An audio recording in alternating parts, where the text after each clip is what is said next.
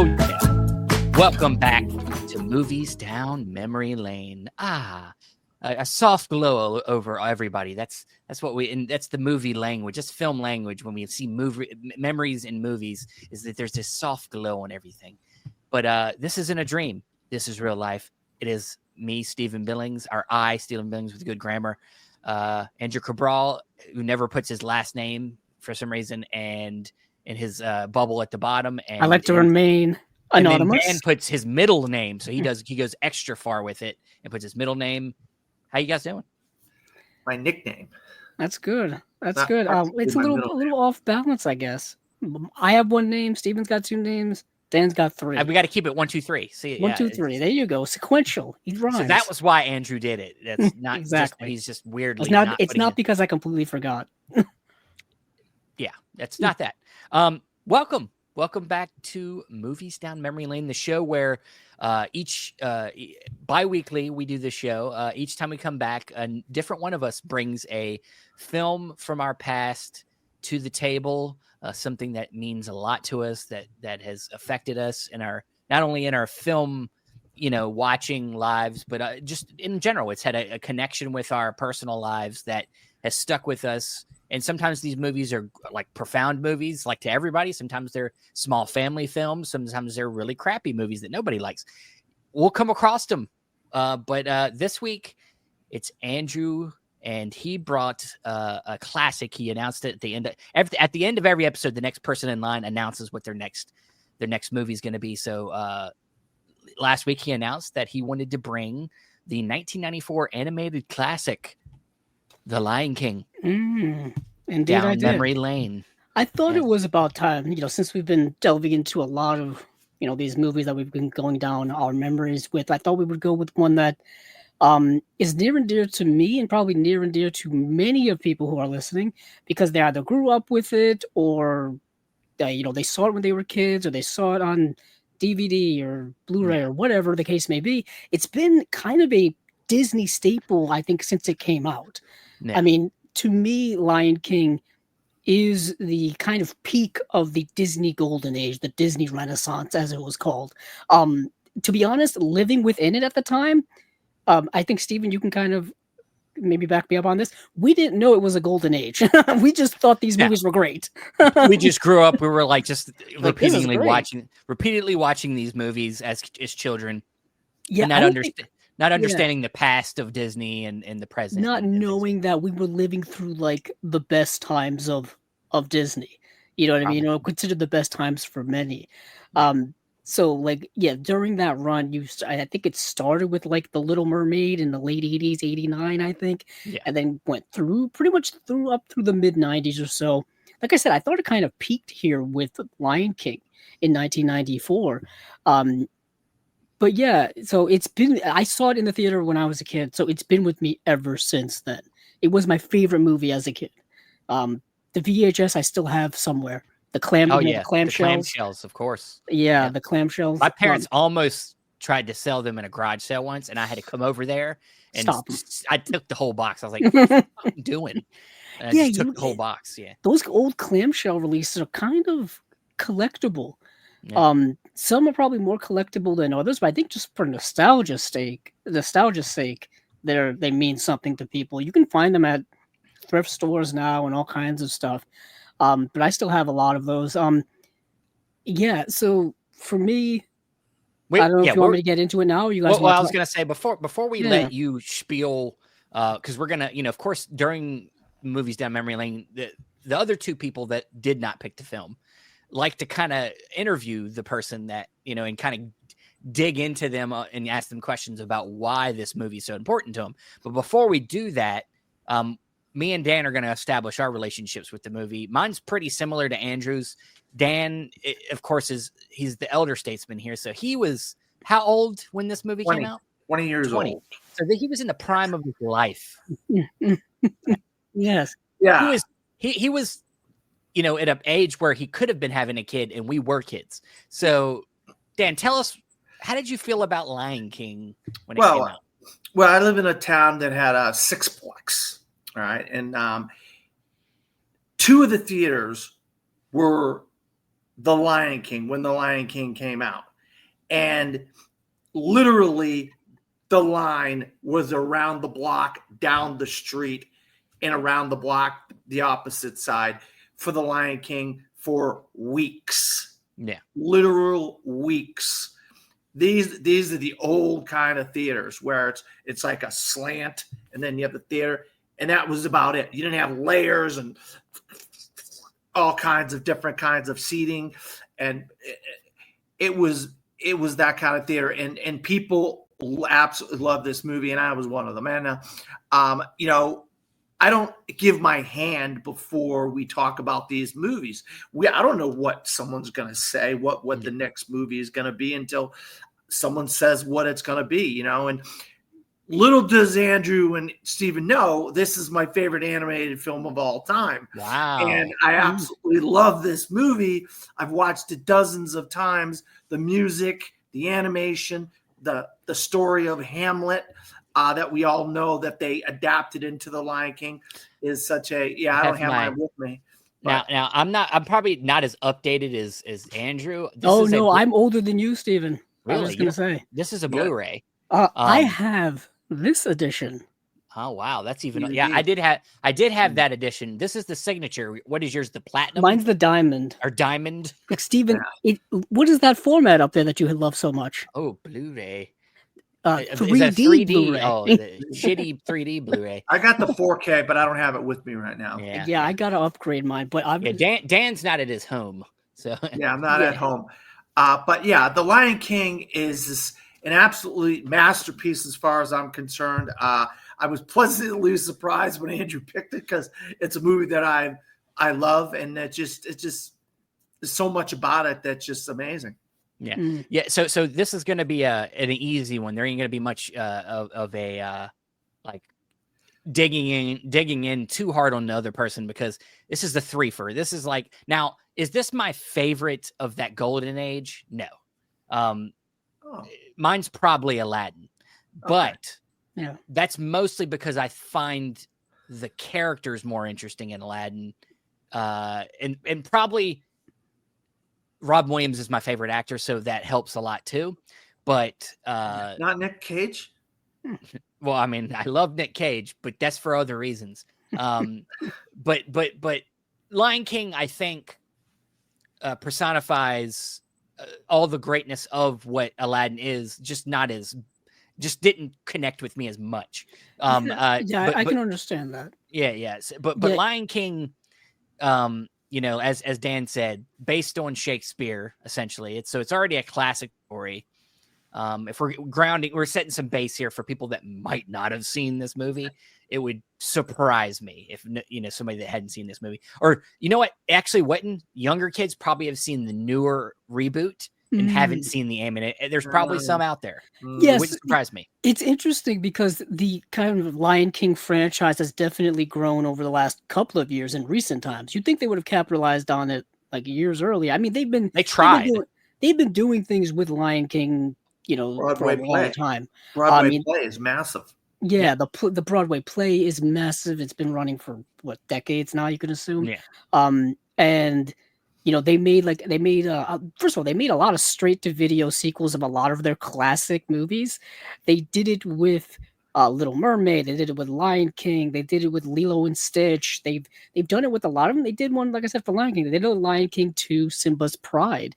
And then they did a Lion King, was it 1.5, where it was the Timon and Pumbaa side of the point story. Point of view, yeah. Yeah, point of view. I think more towards like their stuff. And there was a Timon and Pumbaa animated series, which no one ever talks about. Heck, there was an Aladdin one too. I was gonna say there's an Aladdin one too. I was just watching a video on this. Like it's one of the many things that Disney Plus is still not made available. Probably for really. Oh yeah, it's one of them things which how Disney's been super politically correct about trying to fix things that were of their time, and I get it, but if a movie is of its time, then just say, hey, look, put a disclaimer, this movie's of its time, or this show is of its time, and they won't release some of this stuff because they think that it's problematic and that they'll get problems for it. And I'm It's like, interesting because even with Aladdin, I understand the cultural aspect of it and whatnot. sure, But yet again, other companies have done exactly what you just said. They put a disclaimer at the beginning. Warner Brothers has done it for years with their old their own Looney Tune shows. They put it on their DVDs, their Blu-rays. They put it on like the streaming when they have them streaming. Just do that, and people will just be aware of it. Just acknowledge it, if you and then can, you can move on from at it. least acknowledge it. That's all you need to do. You don't And then need to erase history. Yeah, that people will judge whether they want to watch it or not. Exactly. You know what I'm saying? But back to Lion King.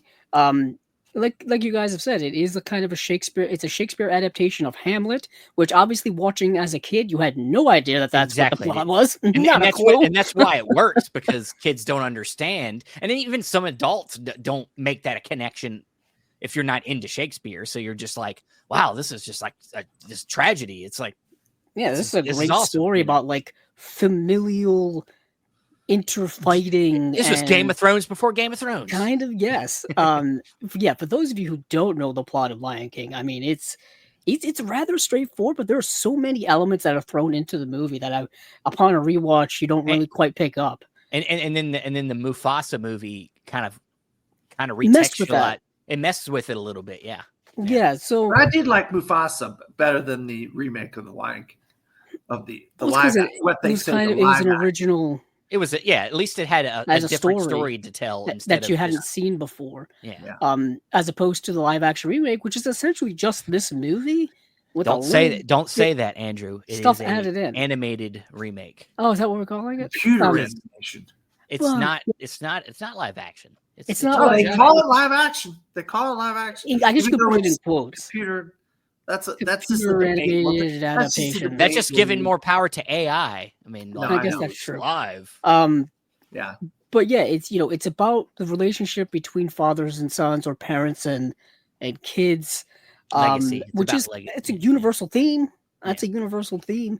And you have classic voice actors in here: Jeremy Irons, James Earl Jones, Matthew Broderick, Rowan Atkinson. Who else was in this Lane. movie? Nathan Lane. Yeah, Robert Nathan Gold. Lane, Whoopi Goldberg. I mean, I wouldn't say classic voice actors. They're They're known. What it is that this age of Disney is what made prominent actors become voice actors. Like this, Yeah. this age was where it began, and really, it was topped with Aladdin. When Aladdin came out and Robin Williams did the genie, and it just blew up. That changed voice acting, and it kind of killed a lot of actual voice actors and their ability to get jobs. And that's Well, still there are a a lot battle of that big goes name on actors today. in Beauty and the Beast too. Yeah, some, but not so much as the stars. The Angela stars- Lansbury. Was Yeah, in it. but they Ian were McKellen playing was in smaller it. characters. Yeah. And now Robin Williams took over the whole movie in Aladdin, like nobody Yeah. else. You're right. But and then, like you're saying, all these people, Jonathan Taylor Thomas, who was becoming a star on Home Improvement, was the young Simba. Like, it's Yeah. become a vehicle for stars to start doing it as a side thing, other than just being on screen. So it's Yeah, that was definitely, like you guys are saying, that's definitely something that came about in the 90s, which I didn't even realize that until now, because it is prominent now. They Yeah. use, famous names as voice actors to sell the movies now. I just saw one with Rihanna as Smurfette, and I'm like, that's all I see on Access Hollywood, and I mean, what's the other one? Extra, whatever the heck it is. It's like every single segment this past week was them interviewing Rihanna for the Smurfs movie, and it's like, I think she may be the biggest star in that movie. only the only animated movies that or international animated movies that seem to, make their movies and not have to sell them by having certain actors in it. Now, of course, something like Hayao Miyazaki, they'll come over and do the translations, and then they'll get big actors to do the English voices for them. Yeah. To help sell them. That was the Disney thing. The Yeah. Boy and the Heron. Wow, what a cast for The Boy and the Heron that came out Yeah, last so year. That year was before. definitely like a Miramax Disney thing. So when Disney bought the rights for a lot of these Studio Ghibli films, they brought them over, and then they got like big time actors to do those voices, Yeah. just so they could sell it to an American audience. basically, because American audiences don't want to read subtitles. They want I mean, I can understand that, things. but you don't have to get big actors to do it. I mean, it's just I watched that's I watched was a their mindset. Chinese movie earlier today and I had the option of watching the English dub version. I watched the English dub version. I wasn't in the mood to read today. I can get that. I've done that myself. It's not. I know a lot. And there's a big rivalry of like subtitles versus dubs in the anime world and stuff like that. And I'm like, watch it any way you prefer. I Sure. mean, there's no, I don't really get in the middle of that. You know what I'm saying? Because it's like, as long as you're watching the movie, that's kind of the most important thing. It But just there depends. is a different experience when it comes to subtitles versus the English dub. Like they can change dialogue around and change inflection of tone and voices, which can change scenes and change Exactly. meanings and all this kind of stuff. You don't really quite realize that until you watch the original version. You're like, yeah, this scene is not supposed to be like this. Right. So it does happen. But with Disney, like you guys have said, getting kind of bigger actor names, and I mean, James Earl Jones is synonymous with the voice of Mufasa to the point where didn't they bring him back to do the voice of Mufasa? The dude's not really acting in person anymore, but they're like, Well, he get passed back away. here. Yeah. Yeah. I mean, he was towards the end of his. Because what the Speaking of Mufasa that- movie came out within the last 5 years. That and the Star Wars stuff. Yeah. They just, Yeah, I was actually just thinking earlier today that right before James Earl Jones passed away, I think Lucasfilm bought the rights to his voice to Yeah. use it in Yeah. future projects when it comes to AI. Darth Vader, so they can manipulate it to create the Star Wars. It's voice. already manipulated, Vader so I'm was. sure it'll be fine. It'll still sound probably fine, but Yeah. Speaking of that, Andrew, what is your favorite character? Because I like a specific two characters, but I like one specific character. To me, it's the journey of the one character. or Well, the as two a kid, characters. well, I To guess me, are there's my almost favorite. like two answers to this because going back to my 1994 7-year-old self, my favorites are always Timon and Pumbaa because they're hilarious. Me But too. as an Okay. adult outside of Simba, you know what I mean? Because it's his story, you know what I mean? It's Simba going on this character story, this hero's journey, all this kind of stuff. I like Rafiki. I've always kind of liked Rafiki, even when I was younger. He's the Yoda character in this, Yeah. essentially. Robert Guillaume. Yeah, Robert Guillaume has got he's like this wild and crazy. He can like see like readings in the tea leaves and stuff like that. He can see like visions and whatnot. Like I said, he's the Yoda, almost Jedi-esque character in The Lion King. And then he can like apparently also like kick ass with martial arts too, which I always thought was hilarious. Did you ever see Benson? His show that he was on. I've Benson. not seen Benson. I But watched every remember- episode of Benson. I So I remember- was very familiar with Robert Guillaume because I was very familiar with Benson. But no, he's kind of. I love his voice. I love him as Rafiki. You're absolutely right. But yeah, Timon and Pumbaa to me was the. yeah. I just their journey, the songs, just that the whole stop where as he's growing up throughout that whole journey. Well, That yeah, the stuff whole was the the- fun Well, stuff. the whole- their relationship is the great example of family. Like he's becomes his like Simba's With his Su- adopted family. And Yeah, you say adopted, but what's the word? surrogate. Surrogate Yeah. family. I That's mean, it. they teach him about how to be, his father taught him about how to be a man, but then they taught him how to be, I would say, more Carefree. carefree of the earth, to liven up a little bit. And they helped him, kind of become one with the world in a way. Like he lived in this big like rainforest type of place instead of out in the prairie, which is where most lions typically live, in some type of open plain area. So he kind of grows up in a he Pride lands. kind of just learns a different lifestyle. So that I think one of the interesting things about, and this is a discussion we can have like about the messaging of this movie in a way, we talked about it's about legacy and stuff, but also about like this kind of responsibility he has to choose. Like like he obviously, to go back after being ran off. And if you guys don't know, this is spoilers all the way through. We can't really do this show without spoiling it, but A 30-year-old movie. yeah, he has to make a choice to go back to help his family, but also with that choice is becoming kind of the leader and feeling a responsibility to do that. And I think that's kind of interesting because I think that can be a mixed message. Like, you know, it's almost that kind of like traditionalism of like, you got to do what your parents brought you up to do. Like, it's almost like, you know, just like the fact that him and Nala being together was predetermined. It's like an arranged marriage. It's like an arranged, kind of idea of like, you know, fighting traditionalism and individuality, and the divide between the two. Which one do you choose? What is interesting is how Lion King goes about it. There's a lot more context to it. Sure. In terms of him, he was kind of, because he goes through like an existential crisis. I mean, it's you know, the movie's only 88 minutes long, so everything happens in a brief pocket of time. But he's kind of, once he's reunited with Nala, now that he's an adult, he's fighting within himself to think about, should he go back and rescue. I was gonna say that's what saves it, because like when that idea gets brought up at the beginning, you're like, well, this is telling people that, you know, there's traditionalism is the way to go. You have to do it this way because this is how it is. You know, you have to do that. You know, that's what Iago tells him. Is like, well, you guys are going to be together. There's no getting around that. But and then when he's like, oh, when you're king, you can do this. When you're king, you can make this decision, that decision. And as a brash young cub, he's like already thinking about that. You know what I mean?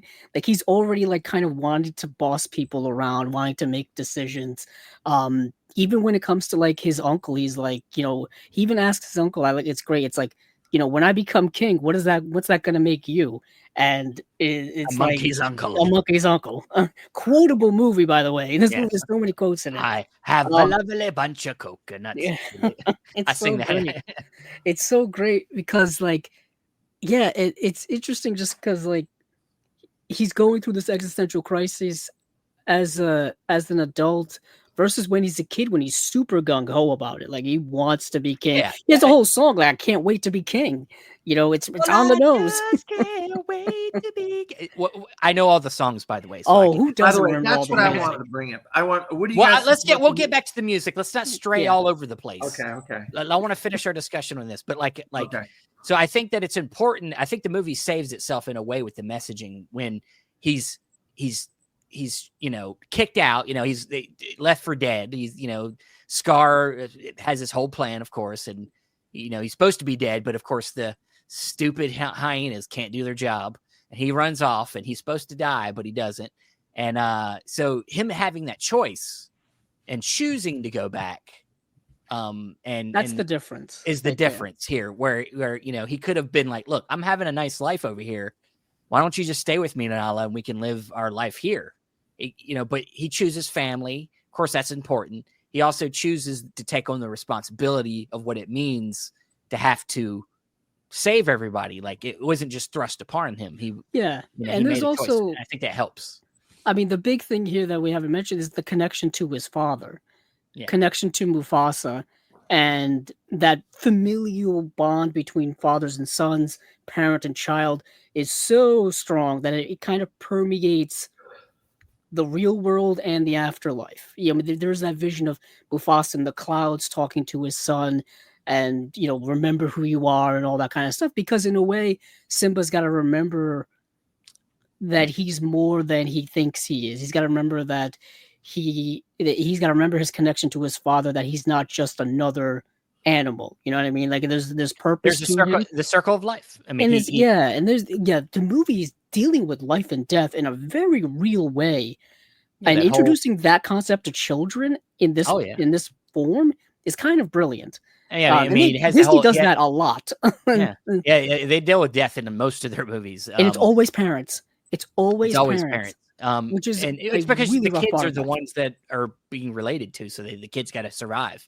But yeah, that whole scene where he's like, look, you know, you see the antelope. You see when we die, we become the grass, and the antelope eat the grass, and it becomes a whole cycle. And so yeah, I mean, I think that the movie deals with it in a really great way of understanding that there is this fine line between what you have to do and what you're meant to do, and finding that balance in there, and finding, he goes on a walkabout, essentially that, when he gets deserted, goes on a walkabout and learns a lot of things, but then finds his way back to where he began, because that's what he was meant to do.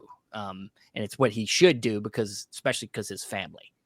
And so yeah, the movie's got a lot to say. And before we get into music, of course, we can't not talk about how beautiful the animation is. I mean, this was the greatest of times for hand-drawn animation. I was going to say, it brought me back to that time where the hand-drawn animation, and you can tell the hand-drawn animation. I think it pops extra if you've got a higher quality version of the movie. You can see the lines, you know what I mean? The hand-drawn lines. And you can also see kind of a little bit of the defects of the old hand-drawn stuff, where everything isn't like pitch perfect 3D, type of animation that we see today. Color palette. I love the color palette, with the animation. It just being in Africa, and those colors, the oranges and the browns and the yellows, and that color palette just lended itself to that animation, which was, all the Disney animation was slightly different back then. There were so many movies. It was a new movie every year, but it was all grounded in that just amazing hand-drawn animation, and they perfected it in that like 12 or 15 year span there. Yeah, and we should mention, just like historical wise, that this came out a year before Toy Story, so Pixar hadn't hit the scene yet, and Pixar wasn't part of Disney, I don't think, until the early 2000s. Disney didn't buy them. Yeah, Disney didn't buy them yet. They were basically just kind of like free agents. Startup, yeah. And so it was right before the Toy Story would come and change the game in terms of animation. So that's why I kind of thought that this was like the peak of that Disney golden age era. Because not that things after this were bad. Hunchback, Hercules. Yeah, there were still movies that were very popular. I mean, even them pushing, even ones that didn't make, weren't popular box office wise. Stuff like Treasure Planet is just an awesome visual movie. Like what was that 2003, I think? Something like that. I don't know. Something like that. Hunchback, Mulan, and Pocahontas would be after this. They were all Pocahontas is a beautiful movie, though. Like they went full tilt animation in terms of nature and beauty and the music and everything. The story is kind of a complete fabrication, but whatever. Sure, it's not a documentary. It's not, it's not a documentary. But yeah, that visually, the stunning movie, and I think that when you talk about that, like you can see the lines sometimes. That's how, to me, I look at that as like that's like the motion blur in a live action movie. Like that's what the parts of the visual medium that is there, but you don't really think about it. I'm not looking at the lines at the animation in the movie. It's just part of it, and it looks great. Just like when people move on screen, it's the blur is there, and you never think about it until you fucking see motion smoothing. On one of these big these new TVs now, and you're like, why does it look like a soap opera? Well, yes, because it's normal to see blur when people move. But as you were saying earlier, Dan, the music, okay? Yes. Hans Zimmer, I mean, does the score for this, and Elton John provides a lot of the songs. This did win 2 Oscars. Was it Menken and John? No, Alan Menken did. Alan Menken didn't work on this one. What was it? Is it Elton John, and who was the other guy? I think it's like Tim Rice or something. Tim Rice, that's it. Tim Rice and Elton John. Wow, the song. They worked on "Can You Feel the Love Tonight," which won an Oscar. Of course, "Circle of Life" also got nominated, which I probably would have. That should have won. That should have won the Oscar. "The Circle of Life" is the song. But Hans Zimmer won the score too. So this is the only Oscar he's ever won. No, he won for Dune. Yeah, until he won for Dune, Hans Zimmer had never won an Oscar for best. I'm like, how does Hans Zimmer not win? And the last one was The Lion King. So he won for the right movie, but Really, Hans Zimmer never won anything after The Lion King until June? Wow, that's He crazy. was nominated a bunch. What's Yeah. interesting is I don't know if you guys have ever watched any interviews with Hans Zimmer talking about working on The Lion King. Is he initially kind of dismissed it? Like he didn't want to work on it because it's a cartoon, it's a kids movie. Because at that time he was at that time he was doing like a lot of other work on more, like but it kind of put him on the adult-esque map in a way. movies. It kind of put him on the map in a way. He wasn't as big as we now know Hans Zimmer now. When he did this, that was what kind of put him into the stratosphere after that. Yeah, I mean, he was doing stuff, but not as big. It was like John Williams was doing stuff for Steven Spielberg, but it wasn't until like Jaws and Close Encounters and boom. That was the beginning of his career. So it's pretty early, right? So go back. Hold on, I'm trying to go scroll all the way. They have to get on the map first. And once he won that Oscar for The Lion King, Hans Zimmer, he started doing like The Patriot and all these other. Before then he was doing like True Romance, A League of Their Own, Radio Flyer, underrated movie, Backdraft, Thelma and Louise, Days of Thunder. So he was doing like different, obviously different types of movies, but nothing like animation wise, nothing close to that. I think as you said, he didn't appreciate it at the time, but just a few years earlier, Beauty and the Beast was nominated for Best Picture. So like animated films in America were starting to get a lot more like respect, I think. Well, what happened is because I think, people probably know this a lot better than I do, because of this kind of Disney Renaissance and the quality of these movies and Beauty and the Beast, this is what created the Best Animated Feature Oscar, which didn't exist before. Was it 2001 or 2002, right? Yeah, I think that's when it kind of started. So like all these high quality movies created this category. Isn't it amazing that it took them that long? Isn't it amazing it took them that long? Yeah, to like figure. And animated movies have been around for decades. Well, a lot of times the Oscars, people don't know this, but the Oscars, how the categories get created is by guilds. There had to have been already an existing animation guild for them to then get together and say, hey, we want us to be considered for an Oscar. And that's how it happened. That's why we've waited so long for stunt coordinator and casting director / because of guilds getting the group of people together. Then they submit the fact that they're a guild and there's more of them than they're considered, but and Dan, you were right. 2001, which was the 74th Academy Awards, was the first year. Yeah, and they had guilds and animation guilds and artists and this and that and the other. And so they were like, hey, what about us? So they got together. And it just makes sense. There's too many films, and you might as well open it up to that median as its own category. It's you had foreign language, you have documentary, why not animation? Exactly. And that was back in the old style when we only had five nominees. Yeah. Three. Like that. They started out at 3 nominees for animation, I believe. They did. The first 3 nominees were Shrek, Jimmy Neutron, Boy Genius, and Monsters, Inc. No, Monsters, Shrek, Monsters Inc. won that, didn't it? Shrek actually. Shrek actually, wow. Oh, yeah. It was the most popular movie that year. Yes, exactly. Yes, it was. The Oscars don't always give it to the best. They give it a lot of times. They will give the Oscar to the most popular. Well, it was the first time they did it, so it makes sense. That movie was a big deal at the time. Oh yeah. But so the music is amazing. It starts right off at the beginning. The opening of this is just watching this in the theater as a 7-year-old back in 1994 blew your little mind into smithereens, because it starts off with just these screaming, yelling music. And the sunset opens up, and then it slowly builds, and Elton John is just laying it all out there for you.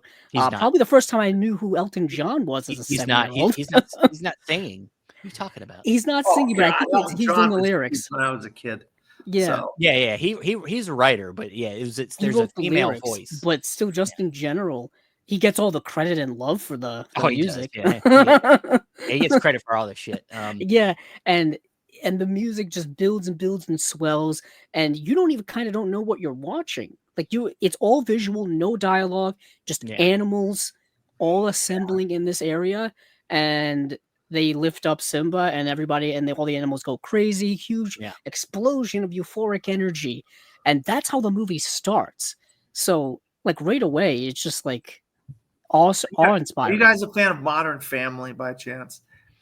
I watched it at one point. But I did. I The watched very it first all the way up to episode. about 9th The season. very first episode, that's how it ends. with Yeah, when they the adopt Lily and yeah, they lift it's her up. so- Yeah. you know the mom. That was Oh, like yeah. you know. Hey, funny if they- enough, so my edition has the film stock Oh, thing, cool. and it's Oh, got cool. that shot Oh, cool. in it. That's Awesome. an iconic shot. That's a good Yeah. film. That's a good film cell to get. Yeah, yeah. Yeah, I would say so. Hmm. But yeah, you know, if it's so popular, they're doing it in sitcoms and they're Yeah. miming it. It's a culture. culture. Yeah, Oh. Lion King became a cultural It's a cultural phenomenon. phenomena. Yeah, and even when it wasn't making anything for the features, just the merchandise and all that stuff. Oh, and for sure. I mean, how many stuff, tattoos. I got a friend who's got Lion King tattoo stuff all over him. yeah, And- like because the movie's so universally beloved. I don't think I've ever met people who don't love this movie. Granted, if you go on to Letterboxd, there are some 1-star reviews of Lion King, and I'm like, you It's people, just- these It's people have just no the souls. negativity. Andrew, it's just the negativity in the world that people just somebody's can't got have to not like something. Well, Yeah, granted, if you did not see this when you were a child and you're watching for as an adult for the first time and you're not really into animated movies and you know animation is not your thing, I can maybe understand that context. But even just from a thematic standpoint, there's a lot of strength to it. Yeah. It's really It's like a so phenomenon. universally beloved. I'm not sure, but it's been in a lot of like best of all time type lists. Oh, and for stuff sure. like that, you know, not just animation, best of like the century list, things like that. The Lion I King would say this is broke it one of the through, if and you're that's making like how important 100 best movie list of the last 35 years because you want to go all the way back to 1990, then yeah, that's on it. It's definitely on it. Yeah. And what's interesting about the movie culturally is I think it crosses generations. Mhm. You know, Steven and I now are closer to our 40s, and we grew up with it. You know, Steven, I'm assuming your child's going to grow up with it too. I mean, other younger generation, like the Gen Zs that are younger than us, they grew up with it. I even know like my parents' generation who had to watch it when we were kids, they are also fans of it too. Yeah. So it's crossed so many generations over all this time. Well, when I said it had the lines coming out the theater going around the block, the parents had to take the kids to the movie. So the parents were going to see this movie, and the parents were going back over and over and over again because they loved the movie themselves as an adult. That's the thing. And that's the only, you know, like I think I was working in a theater the last time movie theaters were still like the heyday, like where people waited in line because it was before, you know, online purchasing and you know, just the denigration, all the other things that they've done to denigrate the experience. But you know, like if they want to get people back in theaters like that again, you got to make it all cheaper first of all, because nobody's paying them prices for waiting in lines for movies like that anymore. No, you're right. And that stuff does a lot for word of mouth too. If people are standing outside waiting and they're doing all that extra work, and you know, but they've already fucked it all up. When you're putting 30 plus minutes of previews before the previews, they've already messed and they it want up. to add more. They want to add more ads and things. It's crazy. I remember going as a kid, and there were no ads before the movie started. There were trailer there when you first got there. They had like that pre-show stuff with like trivia and all that kind of nonsense and whatnot. They had like didn't really ads for have the a lot movie of theater. that. No. Yeah, but in terms of like product placement ads, they really didn't start those until the later 90s with like Mountain Dew commercials, or if Coke or Pepsi was a sponsor at the theater and they sold that stuff, they'd have the commercial for that. But they wouldn't have like car commercials in there and things like that. All it is the need to have more money, and unfortunately, that's the only way they can get more revenue other than the concessions. Is by doing all the spots before the movie. Yep. Yeah, so it shows the struggle right now, and they got to figure out a way to not hurt the experience while it's staying afloat Yeah, and and figuring out, we're not the only ones who say this. A lot of other movie enthusiasts kind of say that as well. exactly. And Steven, being on the inside, has also said it many times too. The movie theaters make all of their money through concessions Yeah. and things like that. The ticket sale stuff is all, like, if you ever follow the box office every week, all of that money pretty much goes to the studios. Like, It's it They doesn't get really go to the movie third. theaters. They very get a small third. amount goes to the They So get a yeah. third of it. They get Yeah. a third of it. they're not That's it. seeing all of that revenue or non-revenue, whatever, Yeah, it's whatever pretty comes their small, way. pretty small percentage. But before we, I think we need to ask Andrew at least. We've asked him a little bit, but like what at the core of this movie makes it so personal to you, and why it's not just something of your past that you love, but like, is there any kind of personal connection to it? Yeah, so kind of throwing out the nostalgia a little bit, going back, because, that's kind of an easy thing to lay a crutch on. But at the core of the movie is, like I said earlier, this powerful connection between Mufasa and Simba. Mhm. And I've always had a very close relationship with my parents, with my father specifically, so rewatching that now at a later age is even more powerful. You know what I mean? Because I'll say this to young people all the time. You kind of appreciate those relationships a lot more the older you get. You know what I mean? I think all of us when we were younger, teenage years, young adult years, angsty years, you really didn't want to be around your parents. You really didn't want to have them in your hair about things. You didn't really want them to be around you. But I'll tell you this as an older person now, you really start to appreciate that a lot more, specifically as you get older and as a lot of people start passing away around you, family members, friends, all this kinds of stuff. You begin to appreciate the fact that they're here a lot more. And that's the one thing that, especially early on in this movie, that I think, because when watching this movie again, you know what's going to happen to Simba. You know he's going to lose his father. So those scenes between Simba and his father are very much more powerful. When they're just like playing around, lying around together, and he's talking with him, and he's saying, are we always going to be, best friends or whatever? And basically, Mufasa's got to explain to him the whole, circle of life type of thing. But also explain to him how he'll always be here even when he's not here. That's incredibly powerful real life stuff. And you begin to learn that a lot more as you get older. Yeah, I mean, it's personified. Talk about Rafifi. He tells him, he sends and brings him over to the water, and he says, "Look in the water," and he's like, "I don't see anything." He's like, "You see you. Yeah, your dad lives within you. Right. He lives within your heart. The things he taught you, the things he said, the things that stuck with you. Like he's not gone. He's still there, and that's what kind of brings him over the top when it comes to deciding to come back." That's a very real life thing. Yeah. Not only because, I'm going to drift off a little here, so Steve, you're going to have to wrangle me in. I'll get you. Yeah. So, you begin to learn that there's a lot more, and it's obviously all dependent on your relationship with your parents. Some people have great relationships with their parents, some people don't. Some people have good parents, some people don't. But if you do happen to have all kind of a positive, good relationship with your parents, you begin to notice that a lot of their things are reflected in you, even things you didn't even realize. Whether it is physical traits, like Rafiki mentioned, but personal traits as well. For example, my parents are incredibly empathetic people, so I have a lot of empathy in my personal feelings and whatnot.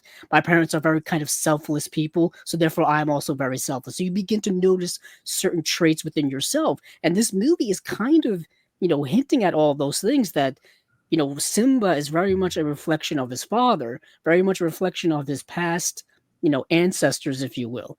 They has that whole thing about the ancestors watching over you for the stars in the sky.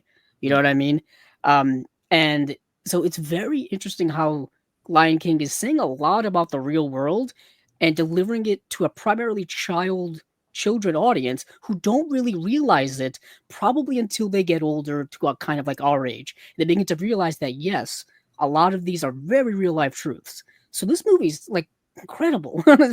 Just on a philosophical level, the movie's very incredible. And the movies these days for kids don't tend to. They don't really have that. They don't try to lend themselves to teaching lessons to kids unless it's like don't be mean, Yeah, or it's don't, like surface level very, stuff. very, very, very on their level things that they, what it's like we forgot that we don't have to play down to kids. We can play up and hope, and kids are smart. Kids will find meaning in it and then find more meaning in it later.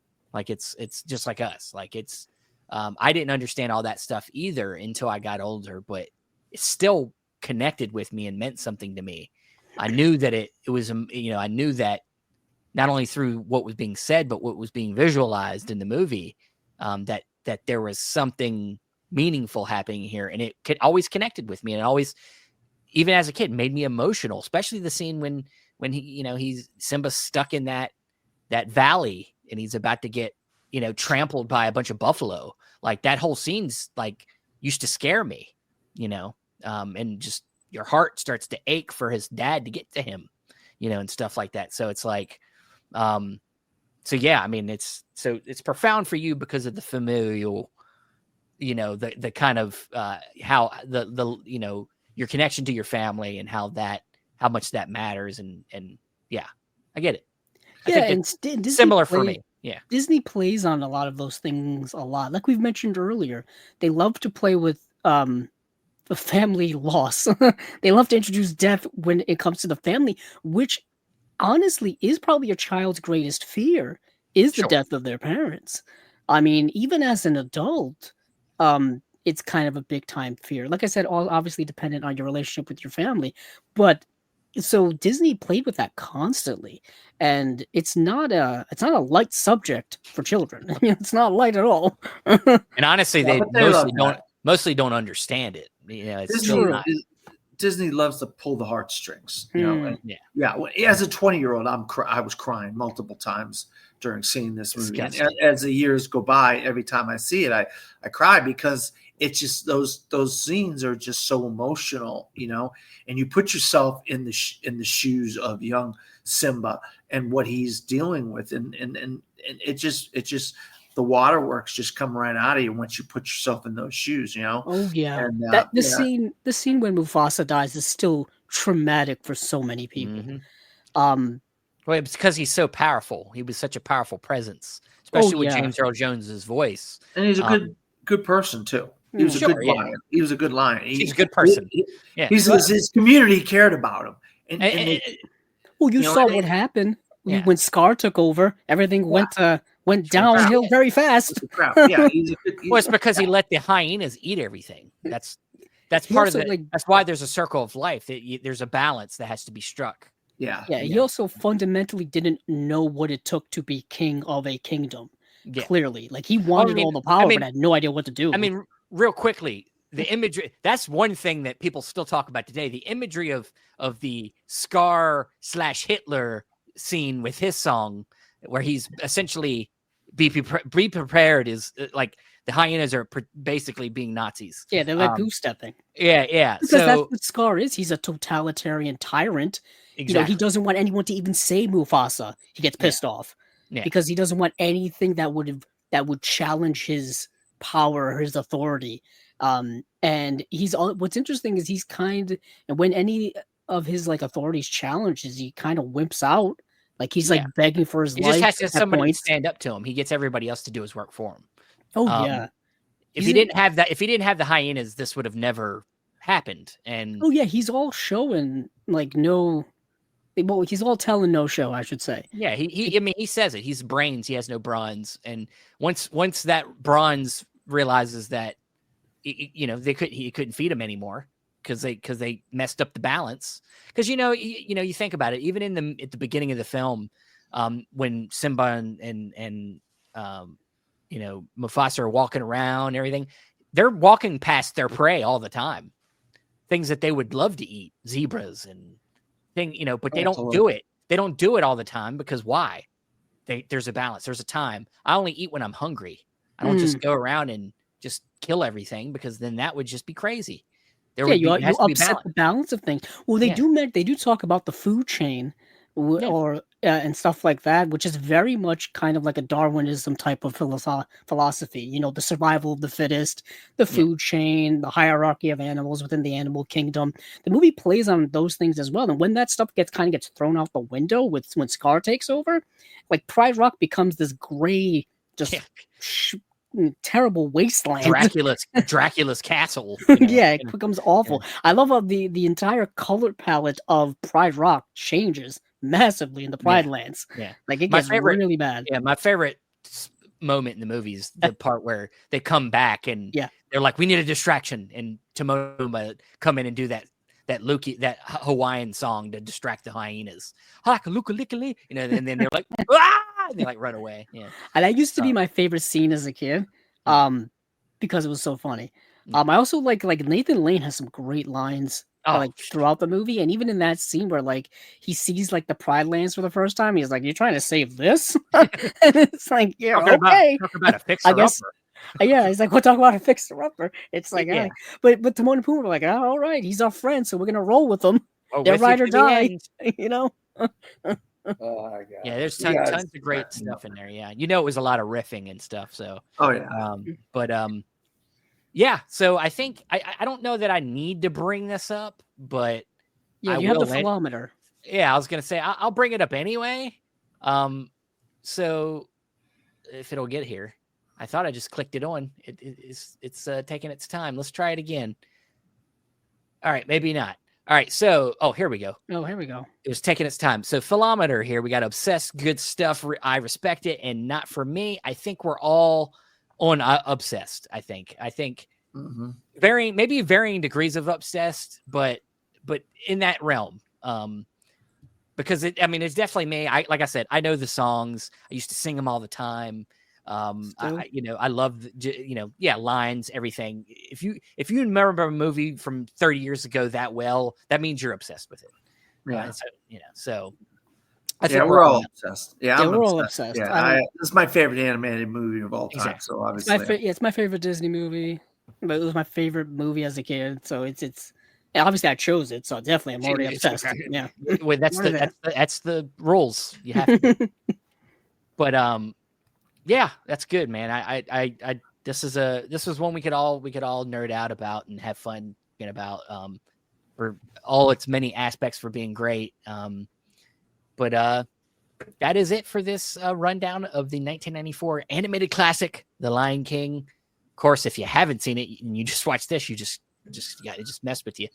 well, But it is what it is. You can still watch it. It's still great. I still watch it. 31-year-old movie. Yeah. Well, Dan, it's somebody's always watched something for the first time, Dan. Yeah, I know. People say that, It is. You can't hold it against them. And that's probably why Disney's rebooting all these movies, because they figure they're going to give it to a new generation.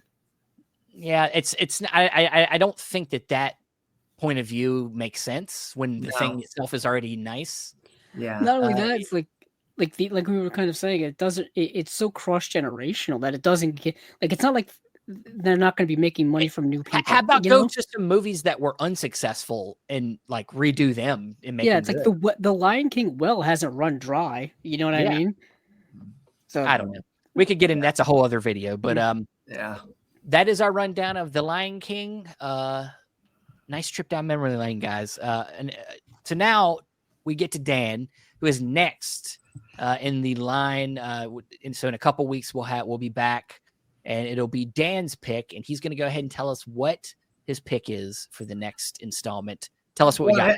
Well, originally I had something in mind. I had this in mind for a couple of weeks, but this week something really kind of popped into my brain that I really wanted to talk about something because I've had my up and downs with religion in my lifetime. So a movie that really, when I watched it, really hit me over the head like a ton of bricks is a movie called Spotlight from 2016. And Andrew's semi-religious as well, or has some religious background in his life. And I think he's going to have something to say about this movie. And it's just thinking about religion and thinking about being a Catholic really wanted me to talk about this. Okay. Yeah. So yeah, and me, I got some religion in my background, but not Catholic, Baptist, and so it'll be interesting. It'll be an interesting discussion because, in a way, I'm not really connected to this movie in that way, and so this will be more about how I feel about the film uh, than about a personal connection. Because personally, I mean, I've seen the movie, and I didn't have that profound effect on it. So really, my spot on the philometer is going to be more about how I feel about the movie. And I'm also a journalist, and journalism is very important. That is a big part of the movie. There you go. Yeah. Investigative journalism, which is still like journalism's still around, but it's massively different than it was, Yeah. 25 years ago or so. Yeah. When the movie takes place, pre 9/11, I believe it takes place. So it's going to be a kind of interesting kind of cultural difference. And this is the newest movie we've done. This isn't that old of a movie. Typically, we've been going, back a ways, into our childhoods. And Dan's picking a film that's pretty recent, only under 10 years old. So that'll be interesting. I mean, that's not against the rules. I think that, I think there needs to be some time. I think at least 5 years, I think should be the rule, for a movie you pick, because unless it's just that profound to you, but like we can talk about that. But no, I think that's proper time. Movie's been out for a while, and it came out in 2015, so it's about 10 years old. It's 10 year. Okay. Yeah, I keep 2016 Oscars. Yeah. Okay. That's why I was. Yeah, and it's very. I mean, the closer you are to up here in the Northeast, the more profound this movie is going to be. Yeah, that's another thing I think we'll get into. I know, Dan, you do have origins up here in the Northeast, so that's interesting. I'm here now. I ironically, I was just talking about this movie last night briefly, because at the very end of the movie, which we'll get into, they list off like many different churches and parishes that are all spread throughout New England of where where things happen that this movie discusses. So it's going to be very, so it could hit home for a lot of people directly, literally. Exactly. So interesting. Yeah. Well, that'll be a heavy episode on the next episode. Yeah. Movies down memory lane. Yeah. A little on the heavier side, but I haven't watched this movie in a minute, so I'll be excited to kind of touch base with it. And great cast, great. It was a Best Picture winner, so we'll be getting into that next time we're around. So, but that is it for this Movies Down Memory Lane. Of course, subscribe here if you would like to keep up with this. Of course, Chasing Labels will be back in a couple days. Yep. So watch out for that. And of course, merch store will be opening soon. I got my Michael Bay shirt on right here. Just a Michael Bay kind of day. And then you see Andrew with his Chasing Labels and his hunter, his forest green. Yes, indeed. Nice color. And I don't know, Stephen, when do you officially want to start sharing? I'm not quite yet. I'm still, okay. Getting some details figured out, but it'll be up soon. Gotcha. And we'll be sharing it around to the world so you guys can enjoy some Chasing Labels merch. We'll have an Unwatched Pile episode coming up before the end of this month, which is fastly approaching because the summer's going by much faster than anyone anticipated. That's how it is. It'll be August before we realize it. So that will be coming up. Chasing Labels will be coming up. And of course, check out what Dan's got going on. He's got his Survivor show that he's been doing with his brother. What happened? Something. StreamYard happened. Oh. StreamYard has controls, and they have some interesting things that block you from doing things. And my brother's being blocked from posting the videos the way we want to. So we're not being able to post the videos as much as we want. So that's kind of gone on hold right now. My brother's on vacation, so we're actually not doing any Survivor stuff right now as of for a couple of weeks until he gets that figured out. Okay. All right. But I am a film critic in Central Florida, and I'm the owner, editor-in-chief, and head film critic for FromTheFourthRow.com. And you can go to my website and see all the most recent movie reviews. I'm doing a lot of TV.